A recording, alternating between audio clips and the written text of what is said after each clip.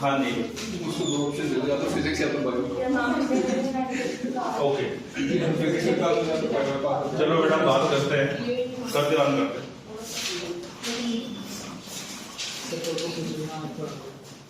Gate कर दो बंद। तो बोहर दर थ्योरी आप लोगों ने स्टडी किया है, ठीक है। बोहर की कितने पोस्टुलेट थे बेसिकली? 3 पोस्टुलेट थे। ओके मैंने सर ये चैप्टर नहीं किया। 3 पोस्टुलेट कौन कौन से हैं? कोई भी एक जना बता दे मुझे। एन हाँ बोलो बोलो। Directly proportional to n r square, और एक था n directly proportional to 1/n। ये बोल भी possible N proportional to 1/n है ना? हाँ जो सर आपने कराया था जो जिस दिन तो यार क्या पढ़ के आ रहे हो? तुम बताओ श्रेया, 3 पोस्टुलेट्स। तो एक जो इलेक्ट्रोस्टैटिक फोर्स है वो equal to a centimetre force की, अच्छी और एक है h/2 अच्छा बॉन्ड n/2 पर mgr = n/2 angular momentum is quantized, ठीक है। mvr = n/2 पाई। और तीसरा postulate frequency condition. Frequency condition. Frequency condition क्या है? क्या है फ्रीक्वेंसी कंडीशन? मतलब डेल्टा इक्वल रहेगी सर, मतलब जो एनर्जी एब्जॉर्ब या The energy absorbed या energy radiated by a photon during the transition is equal to the difference of the energy levels. Difference of the two energies in which the electron is taking या making transition. ठीक है, ये है। तो मैं यहाँ पे कुछ फॉर्मूला लिखने जा रहा हूँ अगेन। बच्चे रेडियस का हमने फॉर्मूला क्या निकाला था? r proportional n square upon z। Velocity का फॉर्मूला क्या था? z upon n proportional to लगा था। तीसरा फॉर्मूला था एनर्जी के लिए, energy was equal to -13.6 z square upon n square electron volt. चौथा फॉर्मूला टाइम पीरियड के लिए था। टाइम पीरियड क्या था भाई हमारे पास? n cube divide by z square. z। ठीक, और कोई फॉर्मूला जो आपको बताया मैंने? एक फॉर्मूला था बच्चे हमारे पास में रिडबर्ग फॉर्मूला, जिसको हम बोलते हैं 1/λ equals to 1.0 r z square into 1/n final का स्क्वायर माइनस 1/n इनिशियल का स्क्वायर। फाइनल मतलब जिस पे इलेक्ट्रॉन जंप करेगा, इनिशियल मतलब जहां से इलेक्ट्रॉन जंप करेगा, जहां से जिस पे। ठीक है जी। आर हमारा क्या है? रिडबर्ग कांस्टेंट, इसकी वैल्यू क्या थी? 1.7 पर मीटर। और z हमारा क्या है? एटॉमिक नंबर है। ठीक है, ये जनरल फॉर्मूला है। और अगर आप यहाँ पे z की वैल्यू 1 पुट कर देते हैं तो वो बच्चे हाइड्रोजन की आपको स्पेक्ट्रल लाइंस बता देगी, यानी कि you will be able to calculate the wavelength corresponding to a particular transition.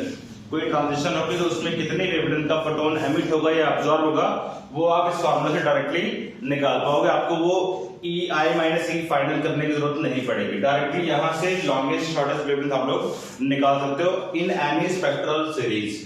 कल मैंने आपको टोटल 6 स्पेक्ट्रल सीरीज के बारे में बताया। कौन कौन सी थी? Lyman, Balmer, Paschen, Brackett, Pfund and Humphrey series. 6 series बताई थी आपको। तो उन 6 सीरीज के अंदर मैं दोबारा से उनका नाम लिखता हूं बच्चे। लाइमन सीरीज थी हमारे पास, लाइमन, ठीक है। दूसरी थी बाम्बर सीरीज, तीसरी थी पास्टन, चौथी ब्रैकेट, ठीक है, और लास्ट में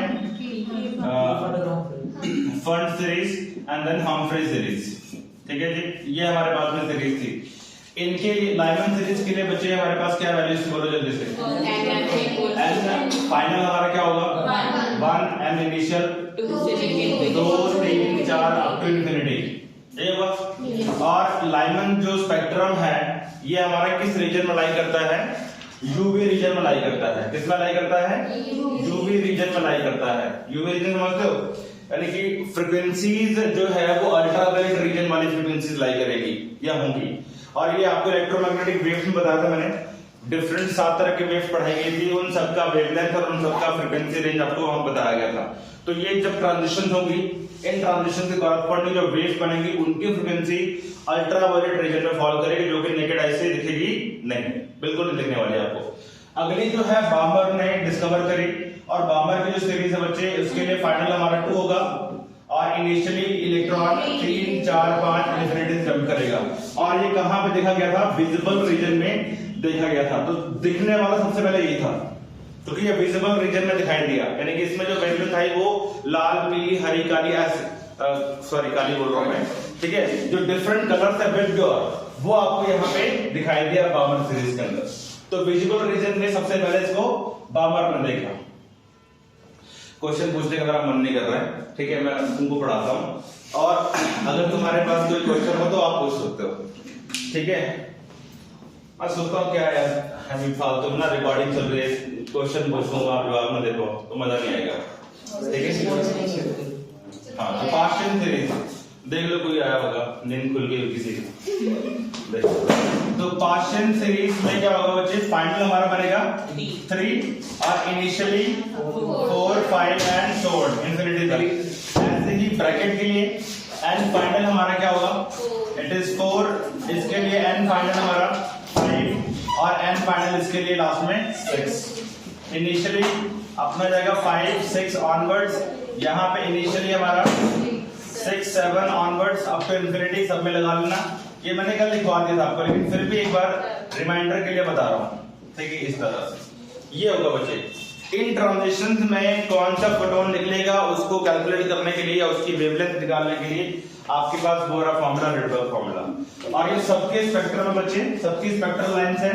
किस एटम की स्पेक्ट्रल लाइन है? बेसिकली हाइड्रोजन एटम की ये स्पेक्ट्रल लाइन है, ठीक है, हाइड्रोजन एटम की।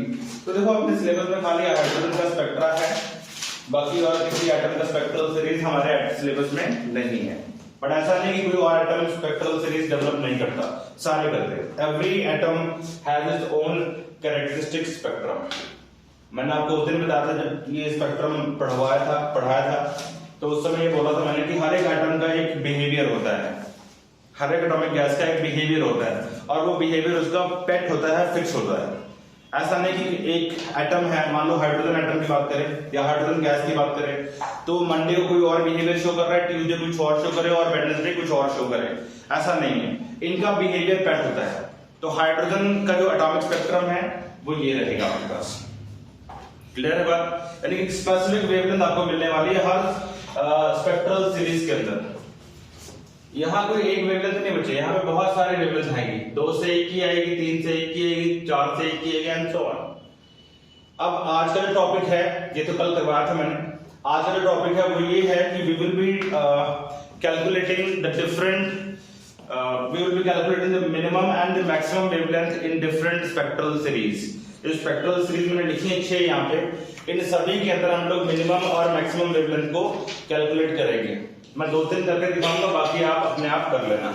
अच्छा, इसके अलावा ये बाकी की सीरीज है, बाकी पास्ट ऑनवर्ड्स, ये सभी की सभी किसमें ऑब्जर्व की गई थी? फार इंफ्रारेड में। इसको हम बोलते हैं बच्चे, this was in IR region. ये हमारा आईआर में है, आईआर मतलब इंफ्रारेड रीजन के अंदर, राइट। और ये बाकी 3 है नीचे वाले, दीज वर ऑब्जर्व्ड इन या were seen in far infrared region, far IR region के अंदर इनको देखा गया। नोट करते रहो फटाफट। लक्ष्य बचे, फोकस हो जाओ, तुम्हारी कंप्लेंट बहुत ज्यादा आ रही है। मेरी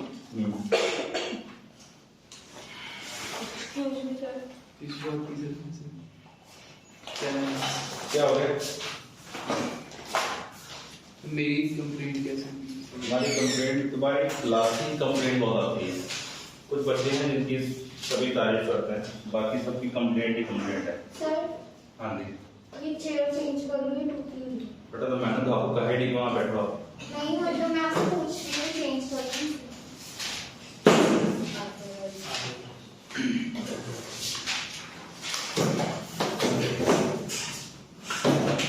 नाउ ओके, चलो स्टार्ट।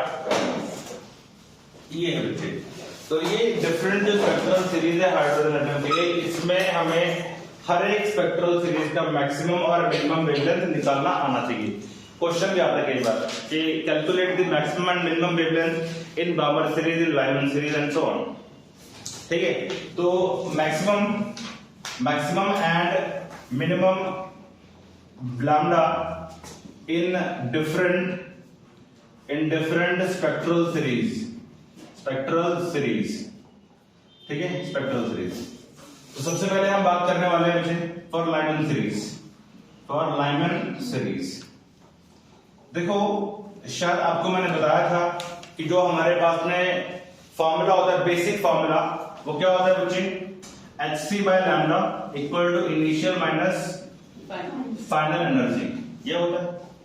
इसको हम डायरेक्टली क्या बोल सकते हैं, डेल्टा ई बोल सकते हैं, difference of the energy levels. आप नोटिस करना है यहां से h और c टर्म दोनों कांस्टेंट है, तो डेल्टा ई हमारा प्रोपोर्शनल टू 1/λ होगा। मतलब जितना एनर्जी का गैप ज्यादा होगा उतना शॉर्टर वेवलेंथ एमिट होगा, जितना एनर्जी गैप ज्यादा उतना वेवलेंथ शॉर्ट, और वाइस वर्सा।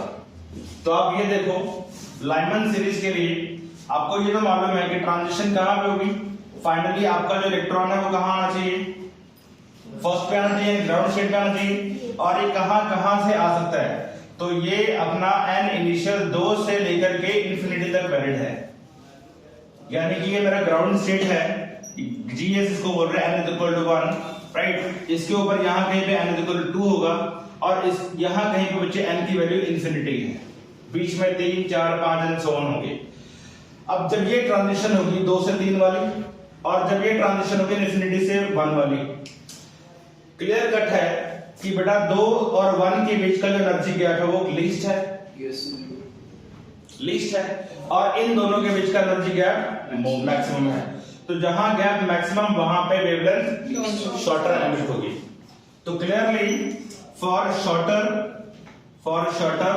लैम्डा इन वेवलेंथ n फाइनल आपका बनेगा 1 एंड n इनिशियल क्या बनेगा आपका, शॉर्टर के लिए गैप शुड बी मैक्सिमम। तो गैप मैक्सिमम कब होगा, जब इनिशियली हमारा इलेक्ट्रॉन इंफिनिटी में होगा। जब इंफिनिटी से यहां ट्रांजिशन होगी तो डेल्टा ई मैक्सिमम तो वेवलेंथ शॉर्टर आएगी। तो शॉर्टर वेवलेंथ क्या बनेगी, चलो निकाल के देखते हैं। For hydrogen atom, this is all being done for hydrogen atom. तो 1/λ इज इक्वल टू r। अब z की वैल्यू हम 1 पुट कर देंगे हाइड्रोजन के लिए, z is already equal to 1, ठीक है, बार बार इसको लिखने की जरूरत नहीं है। तो क्या बनेगा 1/n फाइनल का स्क्वायर, फाइनल क्या है हमारे पास 1, तो यहां 1 का स्क्वायर माइनस 1/, ये बनेगा यस और नो। तो ये क्या बनेगा 1/1 is simply r into 1 something और इंफिनिटी 0। तो lambda is equal to what, 1/, ठीक है। r की वैल्यू क्या है 1.09 10 की पावर 7 को पुट करेंगे, आपके पास में वेवलेंथ आ जाएगी। This is the minimum wavelength, यहां पे है कुछ भी सब दे सकते। दिस इज द मिनिमम, यहां मिनिमम लिख दो पैर में, minimum lambda minimum. And lambda maximum के लिए क्या बनेगा, for lambda maximum you will have to write n final would be equal to 1 and n initial has to be 2. So lambda max 1/λ maximum would be equal to, ये सारी basic चीजें हैं। 1/n final की value होगी 1 का square minus 1/2 का square. तो बेटा ये बनेगा तुम्हारे पास 1 - 1/4, यानी ये बनेगा तुम्हारे पास r into 3/4, and I can write lambda maximum should be equal to 4/3r। Check करो सही कर रहा हूं। लैम्डा मैक्सिमम कितना आ गया 4/3r। This is the maximum wavelength possible in the Lyman series. ऐसे ही बामर सीरीज में निकाल सकते हो, और इसको प्रूव भी कर लेंगे बामर सीरीज के अंदर। ये तो निकालने की जरूरत नहीं है, बट अपने कैलकुलेटर निकाल लो, मोबाइल निकाल लो, और बामर सीरीज में हम प्रॉपर निकालेंगे वेवलेंथ कितनी आती है प्रॉपर। चलो देखते हैं, इसको अरेंज कर दूं। ओके, तो लाइमन सीरीज की होगी बच्चे बात। अभी बामर सीरीज की बात कर लेते हैं कि बामर सीरीज में मैक्सिमम और मिनिमम वेवलेंथ क्या आएगी फॉर बामर सीरीज। और उसके बाद एक बहुत क्रूशियल इंपॉर्टेंट फॉर्मूला आपको बताएंगे फॉर बामर सीरीज, यानी बामर सीरीज में मैक्सिमम और मिनिमम वेवलेंथ क्या आएगी। देखो अपने को मालूम है बामर सीरीज के लिए n फाइनल अपना कितना है भाई 2, और इनिशियली इलेक्ट्रॉन हमारा 3 4 5 इंफिनिटी में हो सकता है। ओके, अब लैम्डा शॉर्टर के लिए for lambda minimum, for lambda minimum, what do we have to consider? 1 by lambda minimum would be equal to r into, अब ट्रांजिशन कहां से कहां होना चाहिए? Minimum wavelength, maximum gap, maximum कहां पे होगा? 2 से इंफिनिटी का, यानी 1 by 2 का स्क्वायर माइनस 1 by इंफिनिटी का स्क्वायर, ये होगा। तो बेटा ये तो अपने पास बन जाएगा 1 by 4 माइनस 0, ठीक है। r/4। हाँ, तो लैम्डा मिनिमम क्या बन जाएगा तुम्हारे पास? It will be 4 upon r into r भी है 4 अपॉन r, चेक कर लो r/4 में, अगर इसको सॉल्व करते हैं हाँ वो रेसिप्रोकेट कर देंगे तो 4 by r बन गया है। अब 4 डिवाइडेड बाय 1.09 और 10 की पावर ऊपर -7 कर दो, कोई दिक्कत किसी को? जरा इसको लक्ष्य फटाफट डिवाइड कर, क्या वैल्यू आती है? 3.669 3.669 10 की पावर -7, चेक करना। हाँ जी, हाँ जी। अच्छा अब जरा ध्यान से देखो, मैं इसको बैलेंस कर रहा हूँ, 2 डिजिट्स आगे, डेसिमल को 2 प्लेस आगे लेके जा रहा हूँ। 366.9 की 7 9 10 की पावर -9, यानी सॉल्व करके लिखेंगे बेटा तो ये बन जाएगा तुम्हारे पास में 366.9 नैनोमीटर। क्या मैंने आपको विजिबल रीजन का जो स्पेक्ट्रम है वो 400 से 700 नैनोमीटर बताया हुआ है, Yes. बट ये रफ आइडिया है, रफ आइडिया। एग्जैक्टली जो विजिबल स्पेक्ट्रम की मिनिमम वेवलेंथ आ रही है वो क्या आ रही है? ये आ रही है, यानी 366 ऑनवर्ड्स ये चलेगा, और विजिबल रीजन की मैक्सिमम वेवलेंथ क्या आएगी वो निकाल के देखते हैं, वो 700 समथिंग आनी चाहिए, करके देख लेते हैं। तो ये बामर ने सबसे पहले ऑब्जर्व किया। नाम तो वैसे बामर सीरीज को टॉप पे रखना चाहिए क्योंकि डिस्कवरी सबसे पहले इसकी हुई थी, लेकिन क्योंकि इससे पहले ये वेवलेंथ फॉल करती है तो इनको रखा गया इस तरह से ऑर्डर में, जैसे जीरोथ लॉ ऑफ थर्मोडायनेमिक्स है ना। Zeroth law of thermodynamics is more basic as compare to first and second, इसलिए उसको जीरोथ रखा गया। डिस्कवरी बाद में हुई उसकी, वैसे तो बनता था कि उसको थर्ड या फोर्थ ऑर्डर देते बाद में, लेकिन बेसिक लॉ होने की वजह से इसको जीरोथ लॉ बोल दिया गया। क्लियर है बात यहां तक बच्चे? जरा इसकी लैम्डा मैक्सिमम निकाल के देखो कितनी आती है। What is the lambda maximum corresponding to this spectral series? For lambda maximum निकालेंगे बच्चे, एन फाइनल आपका जाएगा 2 और initially electron has to be in है हाँ 3, तो बनेगा तुम्हारे पास 1 by lambda maximum should be equal to r into 1 by 4 minus 1 by 9, direct 2 का स्क्वायर 4, 3 का स्क्वायर 9, एलसीएम वगैरह लेके तुम कर लो इसको, क्या वैल्यू बनती है देखो क्या बनेगी? 6.60 10⁻⁻⁷ पूरा सारा सॉल्व करके लैम्डा मैक्स कितना आएगा? 6.60 10⁻⁻⁷ 6.60 10 की पावर माइनस 660 नैनोमीटर ही होगा एक तरह से, 660 नैनोमीटर अप्रॉक्स, ठीक है ओके। ये बामर की सीरीज आई है, ओके बस चेक कर लो इतनी आ रहा है हाँ जी सर। क्लोज टू 700, मतलब 700 की तरफ जा रहा है, बट एक्चुअल में जो अब ये जो है ना ये हल्का लाल है, ये हल्का लाल है, जो बिल्कुल डार्क रेड होगा ना उसकी वेवलेंथ 750 760 के आसपास जाती है, बिल्कुल डार्क रेड। तो ये तो मैक्सिमम है। अब फिर क्या हो गया? ये बामर सीरीज का मैक्सिमम है ना, कन्वर्ट का मैक्सिमम वेवलेंथ थोड़ी ना है। बामर का जो विजिबल स्पेक्ट्रम है उसमें ये मैक्सिमम रेड दिखाई देगा, ठीक है।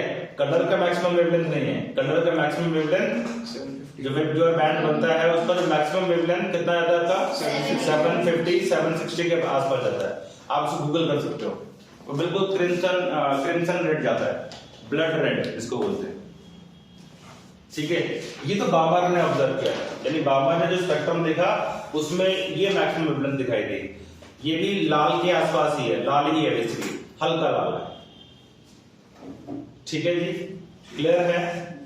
तो ऐसे ही बेटा आपको एग्जामिनर कुछ भी बोल देता है कि आप फंड सीरीज की मैक्सिमम या मिनिमम वेवलेंथ को निकालो, किसी की भी वो मिनिमम मैक्सिमम बोल सकता है, बस आपको फार्मूला याद हो, फार्मूला याद हो और ये ट्रांजिशन कौन कौन सी होनी है इनके बारे में आपको नॉलेज होनी चाहिए। ठीक है, ये याद रखेंगे तो बच्चे आपका ही भला हो, आप कर पाओगे। ठीक है, अब इसमें एक और इंटरेस्टिंग बात बताने जा रहा हूं, लिख लो इसको नोट में। फॉर एनी स्पेक्ट्रल सीरीज, किसी भी स्पेक्ट्रल सीरीज में बेटा 3 लाइंस होती हैं। ठीक है, for any spectral series 3 lines होती हैं। आपके सिलेबस में फिर से बोलूंगा हाइड्रोजन एटम है, हाइड्रोजन एटम का स्पेक्ट्रल सीरीज आप स्टडी करते हो, तो हाइड्रोजन एटम में 3 तरह की मुझे स्पेक्ट्रल लाइंस आती हैं। कहां लिखूं मैं, इसको इरेज कर देता हूं। For hydrogen atom 3 basic spectral lines देखी जाती हैं। One line is called H alpha line, second line is called H beta line and third line is called H gamma line. आगे जाके H डेल्टा लाइन भी आती है, but वो बहुत फेंट होती है, ऑलमोस्ट इनविजिबल, ब्लर। ये डिस्टिंक्ट लाइंस होती हैं, H alpha, H beta, H gamma. ठीक है, अब ये कौन कौन सी लाइंस हैं, इनकी वेवलेंथ क्या होती है? देखो, ये H अल्फा और H बीटा और H गामा जो लाइंस है बच्चे, किसी भी हाइड्रोजन एटम के अंदर कोई भी इनमें से कोई भी सीरीज बनेगी, कोई भी, चाहे लाइमन उठा लो चाहे बामर, कुछ भी उठा लो आप, उन तीनों के अंदर या इन 6 के अंदर ये 3 लाइंस कैसे डिस्टिंग्विश करेंगे, आप कैसे आइडेंटिफाई करेंगे? देखो, मेरे पास में ये ग्राउंड स्टेट है, इसको याद करने का आसान तरीका, ये N2 है, ये N3 है, ये N4 है, इस तरह से। देखो, 2 से 1 पहली ट्रांजिशन, 3 से ये दूसरी ट्रांजिशन, 4 से ये next transition and so on. ये वाली है H अल्फा लाइन, ये वाली है H बीटा लाइन, ये वाली है H गामा लाइन। किसके लिए? For Lyman series. ऐसे ही फॉर बामर सीरीज देखेंगे तो बामर सीरीज में क्या होगा? 3 से 2, 4 से 3, 5 से 3, समझ पा रहे हो बात? ये alpha, H alpha, H beta, H gamma of बामर series. ऐसे ही H alpha, H beta, H gamma किसी भी स्पेक्ट्रल सीरीज के लिए आप डिफाइन कर सकते हो। समझे पैटर्न? अब इसका एक पेट फार्मूला है, वो क्या है? उम्मीद है आपको समझ आ गया होगा कैसे देख रहे हैं हम लोग। इसका एक पेट फार्मूला बनता है। क्या फार्मूला है? यहां लिखने जा रहा हूं, तो जनरल फार्मूला इसका बना लेते हैं हम लोग। N final is equal to N initial plus 1. This is for H alpha line of any spectral series. कोई सी भी स्पेक्ट्रल सीरीज हो उसके लिए फार्मूला बन गया, H अल्फा का फार्मूला बन गया, N final should be equal to N initial plus 1. And for beta, N final should be equal to Ni plus 2 for H beta line. And for H gamma, तो उसके लिए बन जाएगा equals to Ni plus 3 बन जाएगा for H gamma line. आप यकीन नहीं आ रहा तो इसको इंप्लीमेंट करके देख लो, आप अपने आप क्लैरिटी आ जाएगी। अगर इनिशियली इलेक्ट्रॉन हमारा कहां पे है? नंबर 2 पे है, ठीक है, तो 2 plus 1 3, तो फाइनली इलेक्ट्रॉन कहां पे होना चाहिए? 3 पे होना चाहिए। 3 से ट्रांजिशन किसमें? 2 में। समझ पा रहे हो? तो इस तरह से हम H alpha, H beta, H gamma lines को रिप्रेजेंट करते हैं फॉर एनी स्पेक्ट्रल सीरीज। ऐसे में समझना, कुछ बुक्स में कुछ टीचर ऐसे बोलते हैं कि दिस इज ये H alpha, H beta, H gamma lines are only meant for Balmer series, not only for Balmer series, for any spectral series, any of these spectral series, this is the general formula to calculate H alpha, H beta, H gamma line. And this is meant for only hydrogen atom, किसी और atom के लिए नहीं, इसलिए यहाँ पे नाम लिखा गया H alpha, H beta, H gamma। ठीक है जी, क्लियर है? ये थोड़ा हायर लेवल पे चलेगा। ये अगर कोई टिपिकल क्वेश्चन बनाएगा तो ऐसे पूछ लेगा कि H alpha, H beta, H gamma lines क्या होती हैं। ये calculate the wavelength corresponding to H beta line of the partial series. चलो मैंने क्वेश्चन पूछ लिया आपसे, calculate the H wavelength corresponding to H beta line of partial series. बस ये बेसिक है, ये याद रखना है आपको, और वो एक शॉर्टकट फार्मूला है। वो एक शॉर्टकट फॉर्मूला है to calculate any H alpha H beta और H gamma line of any spectral series. बोलो क्लियर है? अब ये एक्सट्रीम लेवल पे चलेगा हमारा बोहर मॉडल। अब बारी आती है, सारी चीजें आपको पढ़ा दी मैंने, अब बारी आती है न्यूमेरिकल प्रैक्टिस की। अब न्यूमेरिकल करके देख लेते हैं कि भाई कैसे कैसे न्यूमेरिकल में पूछे जाते हैं। अच्छा, मैंने एक फॉर्मूला यहाँ पे भी नहीं लिखा, आपको बताओ कौन सा फॉर्मूला है? For total energy and kinetic energy and potential energy of the electron. भाई पोटेंशियल एनर्जी का फॉर्मूला क्या था? U is equal to minus 2 times K, बताया था कल मैंने, और क्या बताया था? It is also equal to 2 times of the total energy. ठीक, -2 टाइम्स क्या कोई था पोटेंशियल इज इक्वल टू -2 वही तो लिखा है मैंने। ये हमारा पोटेंशियल है। कभी कभी आओगे तो बेटा ऐसी हालत होगी, पता नहीं यार तुम लोग क्या मतलब। चलो ठीक है, मैं कंट्रोल करता हूँ कि क्या क्या बोल रहे हैं फालतू में, लेकिन आप लोग यार पढ़ते नहीं हो, एक बात तो है, आप लोग पढ़ते नहीं हो, उस लेवल की मेहनत नहीं करते हो। आपका जो पेपर होना है बच्चे वो ऑफलाइन होना है, आपको पता है ना, और इस बार सब्जेक्टिव होना है। इस बार नहीं हम सीक्यू चल रहे कि ABCD मार्क कर दिया हो गया। इस बार तो आप लिखोगे जैसे मैं लिख रहा हूं तो नंबर मिलने हैं। और शॉकिंग रिजल्ट है, फिजिक्स में 4 बच्चे पास है, S2 के अंदर 4 नहीं 6 बच्चे पास हैं, और केमिस्ट्री में S2 में 7 बच्चे पास हैं। मेडिकल में फिजिक्स में 3 पास, और मेडिकल में केमिस्ट्री में 4 पास। ये हालत है, ये हालत है। और फिजिक्स में तो मेडिकल सारे फेल हैं, 2 या 3 लोग पास हैं हमारे। जबकि पेपर उतना मुश्किल नहीं था, सिंपल क्वेश्चन डाले थे। यहां तक कोई डाउट किसी को? फिर इसमें n की वैल्यू इंफिनिटी तो नहीं हो सकती ना? कहां पे? n नीचे के इसमें फॉर्मूला में नहीं नहीं, इन्फिनिटी नहीं आपने यूज करनी। इन्फिनिटी तो फिर वो मैक्सिमम वेवलेंथ आ गई ना, ये मैक्सिमम वेवलेंथ थोड़ी ना है, ये तो इंटरमीडिएट वेवलेंथ होती है। इसकी वैल्यू आती है फॉर बामर सीरीज, ये 658 पॉइंट समथिंग आती है एच अल्फा लाइन, और ये रेड कलर को रिप्रेजेंट करता है। ऐसे ही आपसे एक और क्वेश्चन दिमाग में आ रहा है कि बामर सीरीज में इन तीनों में से ग्रीन वेवलेंथ कौन सी होगी? एक क्वेश्चन आया हुआ है बोर्ड के अंदर कि बामर सीरीज में एच बीटा लाइन जो है वो कौन से कलर को रिप्रेजेंट करती है? वही थोड़ा बीच में है ना, वो तो कह सकते हैं। या ग्रीन कलर कौन सी वेवलेंथ के कॉरस्पॉन्डिंग बनेगी? यहाँ पर भी मैक्सिमम। तो ये आपको थोड़ा सा दिमाग लगाना पड़ेगा। वो वेवलेंथ आपको याद होना चाहिए, वो वेवलेंथ रेंज आपको याद होना चाहिए, तो आप रफली एस्टिमेट बता दो, बट आपको कैलकुलेट करना पड़ेगा। तो फिर उसके लिए तो हमें ये भी याद करना पड़ेगा ना कि कौन से कलर की कौन सी वेवलेंथ है। बिल्कुल याद करना पड़ेगा। मैं बता तो रहा हूँ, 400 वायलेट से शुरू हो जाओ, उधर जाके रेड पे, और इंटरमीडिएटली ये आपको बेटा सर्च करना पड़ेगा गूगल के ऊपर कि डिफरेंट कलर्स का जो वेवलेंथ है वो क्या होता है, मोटा मोटा, ठीक है, देखना पड़ेगा। तो क्वेश्चन बनाने वाले ये थोड़े सोचते हैं कि आपको ये चीज नहीं आती है, वो सोचते हैं कि यार पढ़ा होगा आपको ये चीज, ठीक है, बट इसमें इतना कंटेंट है कि सारी चीजें पढ़ा पाना ऑलमोस्ट इम्पॉसिबल है, ठीक है। लेकिन फिर भी मैं आपको बता रहा हूँ, मैक्सिमम बताने की कोशिश कर रहा हूँ कि ऐसे ऐसे क्वेश्चन बन सकते हैं। बाकी उसकी अपनी क्रिएटिविटी है कि वो क्वेश्चन कहां से निकाल रहे हैं। आपको सारा टॉपिक पढ़ा दिया, कुछ भी क्वेश्चन निकाल सकता है, और वो आपको एक असाइनमेंट कर रहे हो तो पता लगेगा। जैसे dual nature of matter and radiation, उसमें बड़े अच्छे क्वेश्चन बना रखे हैं, काफी अच्छे क्वेश्चन है। एक क्वेश्चन नंबर 27 है उसके अंदर, जिसमें वो वेव पिक्चर के ऊपर वो बोलता है कि एमिशन होगा या नहीं होगा। वो बड़ा अच्छा क्वेश्चन है, वो जेईई एडवांस क्वेश्चन है, मतलब कि लेवल जबरदस्त है। और वो क्वेश्चन छोड़ के बाकी सारे क्वेश्चन आपके एनसीईआरटी लेवल के, आपके बोर्ड लेवल के, moderate to difficult, average, moderate, difficult, ठीक है। हर तरह का क्वेश्चन उसके अंदर है, आपको कुछ भी बाहर से नहीं मिलना। अगर पेपर में कुछ भी पूछते हैं तो उसके बाहर कुछ नहीं आना। क्लियर है बात? अब एक क्वेश्चन ले, शुरू करें।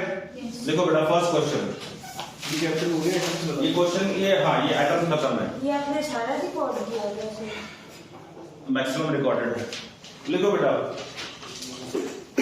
obtain the first Bohr radius, obtain the the first Bohr radius and ground state energy of muonic hydrogen atom. Spelling. Muonic. Muonic. MU muonic, इसको हम ऐसे म्यू से डिनोट करते हैं. म्यूनिक हाइड्रोजन एटम ब्रैकेट में लिख लो. एन एटम इन विच, ये Munich hydrogen atom की बात डिस्क्राइब कर रहे हैं, है क्या चीज ये. An atom in which in negatively charge muon, an atom in which a negatively charged muon muon of mass 207 times the mass of electron, 207 times the mass of electron orbits around a proton. ठीक है, orbits around a proton. तो क्या question पूछा उसने, कह रहे कि भाई obtain the first Bohr radius and the ground state energy of the Munich hydrogen atom. अच्छा देखो, ये क्वेश्चन बहुत ही अच्छा क्वेश्चन है. अभी तक आप लोगों ने 3 तरह के पार्टिकल्स पढ़े. इलेक्ट्रॉन पढ़ा होगा, न्यूट्रॉन सुना होगा और प्रोटॉन पढ़ा होगा. बट ये 3 पार्टिकल नहीं है, देयर आर बहुत सारे पार्टिकल्स, हंड्रेड्स ऑफ पार्टिकल्स है. जैसे एक पार्टिकल का नाम यहाँ पे आ रहा है muon. Muon is basically categorize under leptons. Leptons भी है, बारियॉन्स है, ग्रेविटोन्स है, टैक्योन्स है, पता नहीं कितने तरह के पार्टिकल्स हैं, बहुत तरह के पार्टिकल्स हैं. तो पार्टिकल फिजिक्स एक अलग से ब्रांच है फिजिक्स की, पार्टिकल फिजिक्स. ठीक है, तो ये उसमें से एक नाम आपके सामने आ रहा है. आप लोगों ने क्वार्क्स के बारे में सुना है? Yes.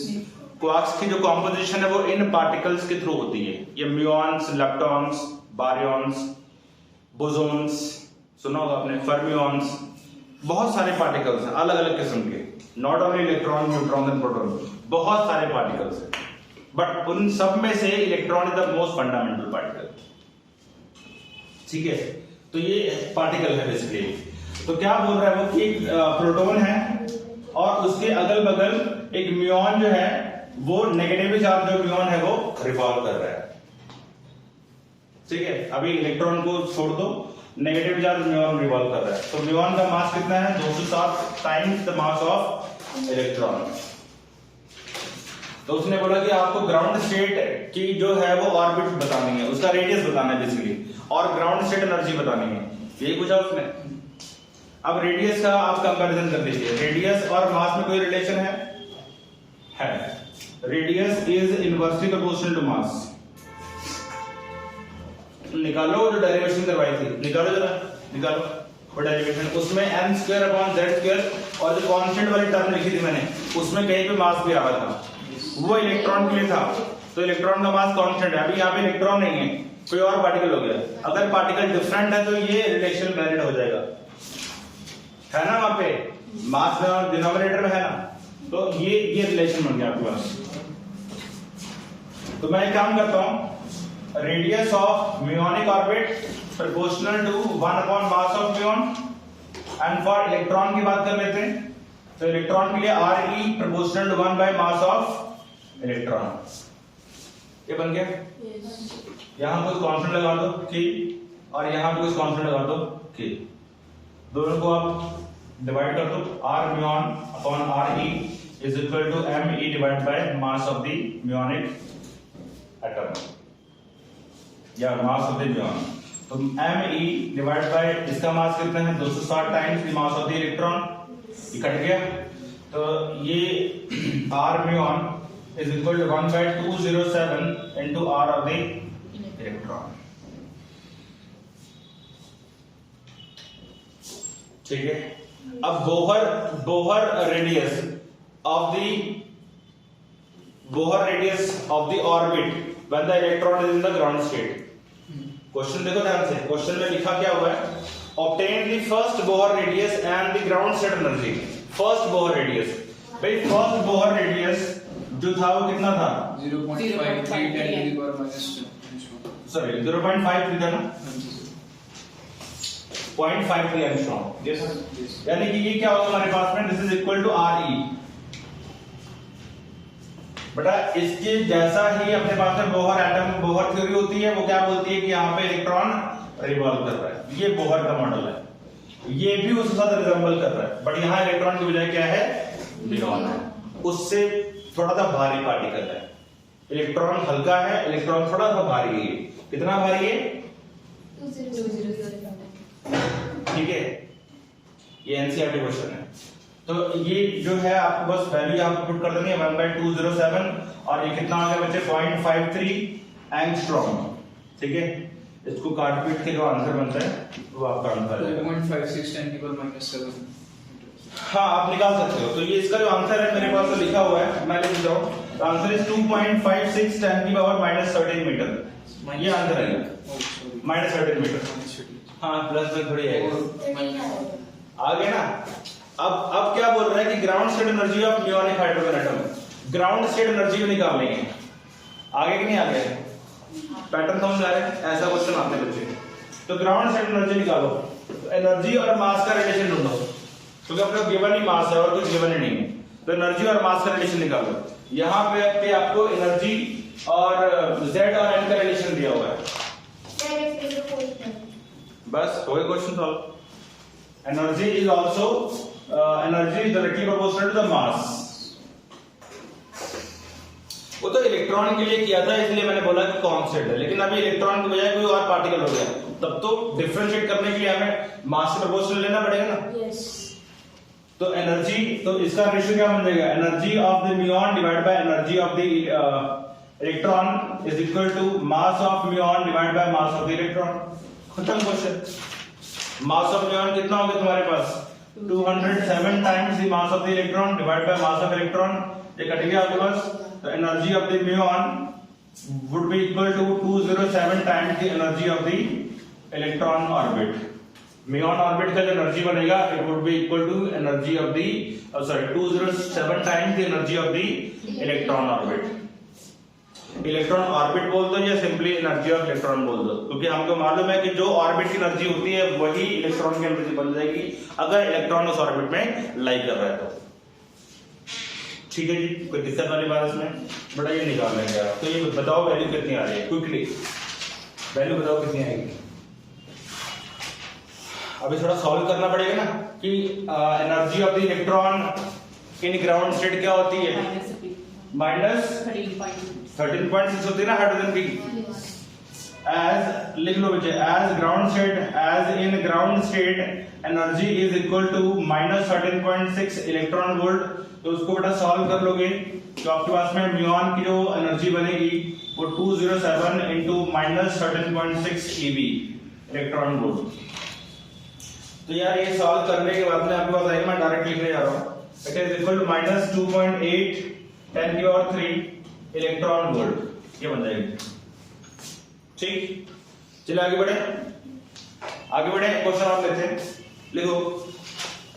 हो जाएगा, छोड़ दो इसको, कर लोगे, मैंने बता दिया। नेक्स्ट क्वेश्चन लिखो, which state of triply ionized beryllium atom, which state of triply ionised,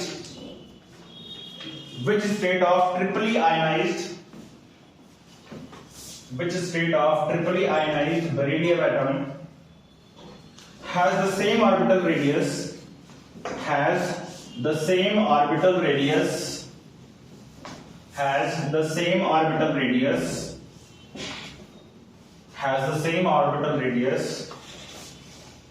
as that of ground state of H atom. Which state of triply ionized beryllium atom has the same orbital radius as that of ground state of hydrogen atom? Compare the energy of the two states.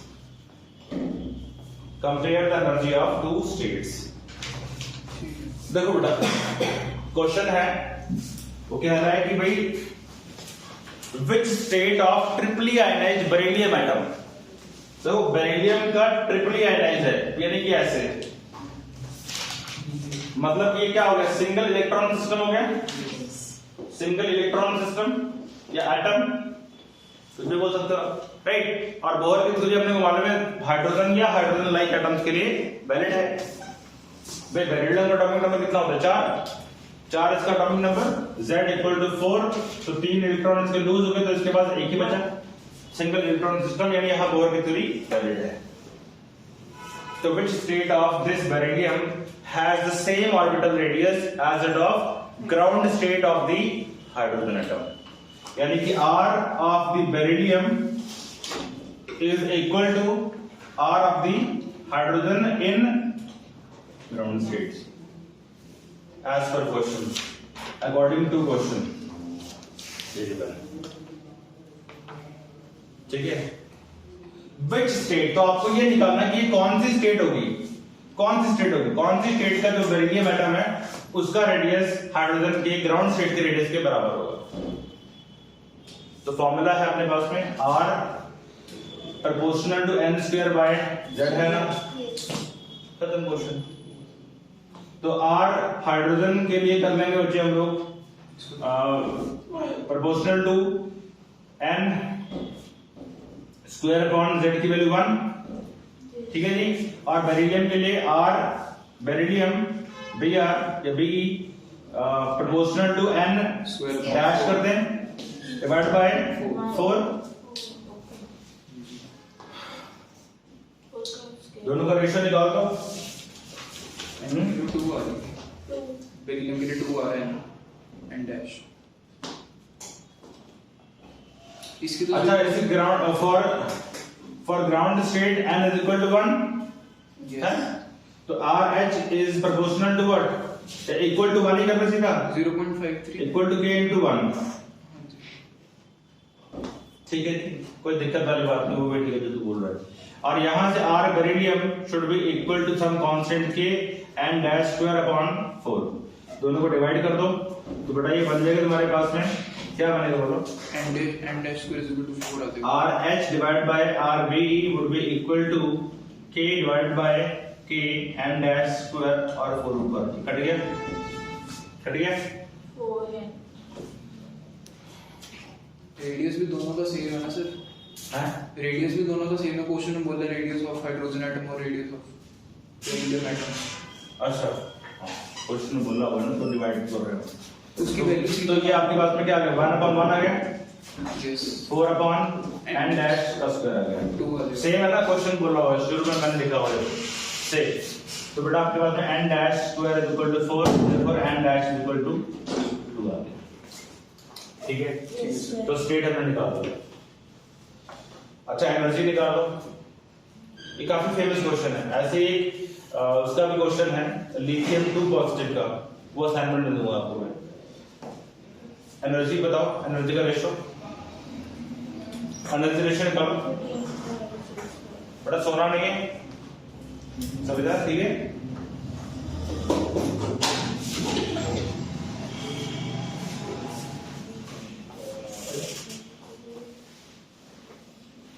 Wait wait किसी को आने देना, wait sir आए, wait wait wait आए आए,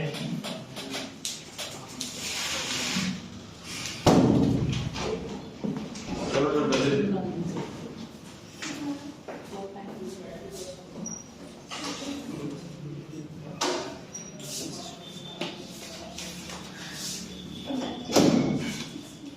हो गया सब? Yes, sir. 4 times हैं? 4 टाइम्स आ जाएगा। 4 टाइम्स आ गई। Yes. Then if you have got the relation, तो बेटा आपके पास में जो एनर्जी का रेशियो आ गया, E2 would be equal to 4 times of E1, याद रहेगा? यस कोई डाउट इसके अंदर? No sir. चलो एक क्वेश्चन और देखो, लास्ट क्वेश्चन है, बाकी तो करवा रहा हूँ। सर नीचे क्लास करनी होगी।